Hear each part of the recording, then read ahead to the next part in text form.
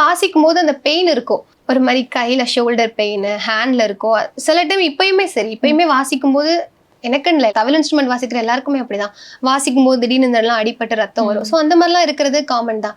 இப்பயுமே அந்த மாதிரி தான். முதல்ல எப்போது அடிச்சடிச்சு ரொம்ப ரத்தம் வந்து கரெக்டா எக்ஸாக்டா ஞாபகம் இல்லை. பட் சில டைம் ரொம்ப ரேரா தான். ஃபர்ஸ்ட் முதல்ல வாசிச்சது ஞாபகம் இருக்கா? எந்த ஸ்ருதி? ஃபர்ஸ்ட் வந்து நான் வீட்டுல வந்து கத்துக்கிட்டு தான் இருந்தேன்.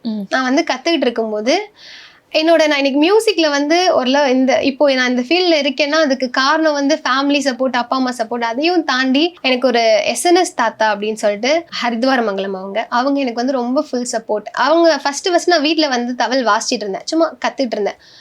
குரு வந்து சொல்லி கொடுத்துட்டு இருந்தாங்க, வீட்டுல கத்துக்கிட்டு இருந்தேன். அப்போ வந்து ஹரித்வாரமங்கலத்துல வந்து பங்குனி திருவிழா நடக்கும். ஸோ அதுக்காக பத்திரிக்கை கொடுக்கறதுக்காக தாத்தா ஒரு டைம் வீட்டுக்கு வந்திருந்தாங்க. வீட்டுக்கு வந்திருந்தப்போ நான் வீட்டில் இருந்து சும்மா வாசிச்சுட்டு இருந்தேன். வாசிச்சுட்டு இருந்ததை பார்த்துட்டு அவங்க தான் சொன்னாங்க, இந்த வருஷம் திருவிழாவில் பாப்பா வாசிக்கணும் அப்படி சொன்னாங்க.